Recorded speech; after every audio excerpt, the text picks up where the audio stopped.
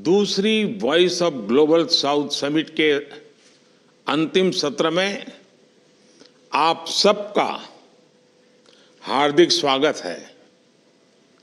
मुझे खुशी है कि आज पूरे दिन चली इस समिट में लैटिन अमेरिका और कैरेबियन देशों से लेकर अफ्रीका, एशिया और पैसिफिक आइलैंड से करीब करीब 130 देशों ने भाग लिया है। एक साल के भीतर ग्लोबल साउथ की 2 समिट होना और उसमें बड़ी संख्या में आप सभी का जुड़ना अपने आप में दुनिया के लिए एक बहुत बड़ा मैसेज है। ये मैसेज है कि ग्लोबल साउथ अपनी ऑटोनॉमी चाहता है। ये मैसेज है कि ग्लोबल साउथ ग्लोबल गवर्नेंस में अपनी आवाज चाहता है। ये मैसेज है कि ग्लोबल साउथ वैश्विक मामलों में बड़ी जिम्मेदारी लेने के लिए तैयार है। एक्सेलेंसी, आज इस समिट ने हमें एक बार फिर अपनी साझा अपेक्षाओं और आकांक्षाओं पर चर्चा करने का अवसर दिया है। भारत को गर्व है कि हमें G20 जैसे महत्वपूर्ण फोरम में ग्लोबल साउथ की आवाज को एजेंडा पर रखने का अवसर मिला। इसका श्रेय आप सभी के मजबूत समर्थन और भारत के प्रति आपके दृढ़ विश्वास को जाता है और इसके लिए मैं हृदय से आप सबका बहुत बहुत आभारी हूं। और मुझे विश्वास है कि जो आवाज G20 समिट में बुलंद हुई, उसकी गूंज आने वाले समय में अन्य वैश्विक मंचों पर भी ऐसे ही सुनाई देती रहेगी। एक्सेलेंसी,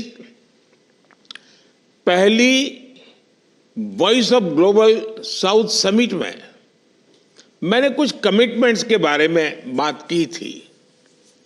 मुझे यह बताते हुए खुशी है कि उन सभी पर प्रगति हुई है।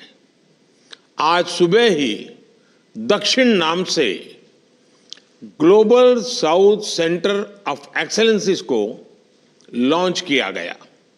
यह सेंटर विकासशील देशों के डेवलपमेंटल इश्यूज से जुड़े रिसर्च पर फोकस करेगा।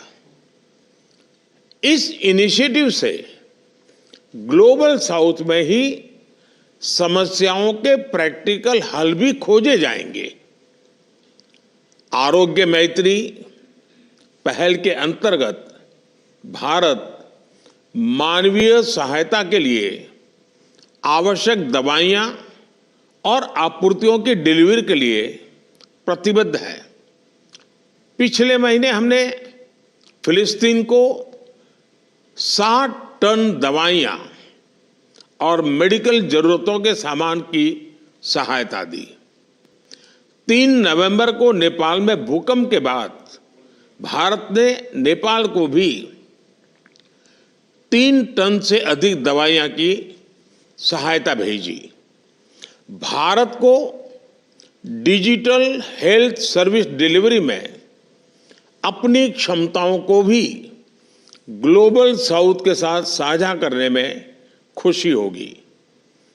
Global south science and technology initiative के जरिए हम ग्लोबल साउथ में हमारे पार्टनर्स को कैपेसिटी बिल्डिंग और रिसर्च में मदद करने के लिए भी तत्पर हैं। G20 satellite mission for environment and climate observation, इससे मिलने वाले क्लाइमेट और वेदर डेटा विशेष रूप से ग्लोबल साउथ के देशों के साथ शेयर किए जाएंगे। मुझे खुशी है कि ग्लोबल साउथ स्कॉलरशिप प्रोग्राम की भी शुरुआत हो चुकी है। अब ग्लोबल साउथ के देशों के छात्रों को भारत में हायर एजुकेशन के अधिक अवसर मिलेंगे।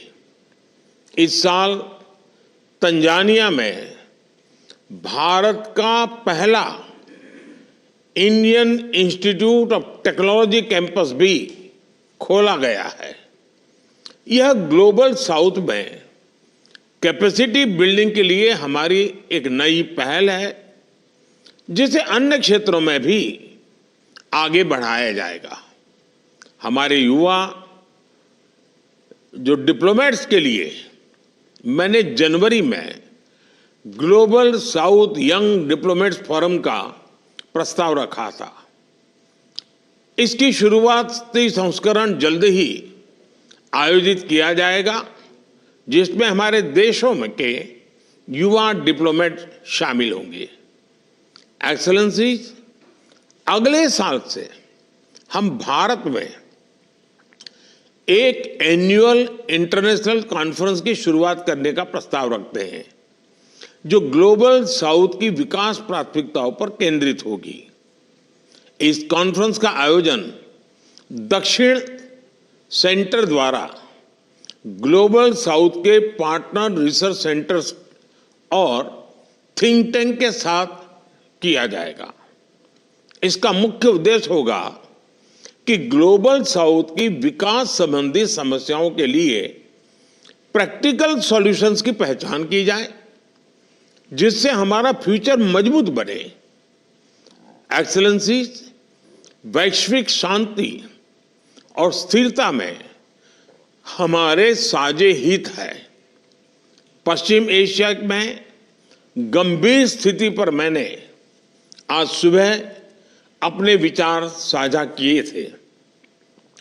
इन सब संकटों का बड़ा प्रभाव ग्लोबल साउथ पर भी पड़ता है।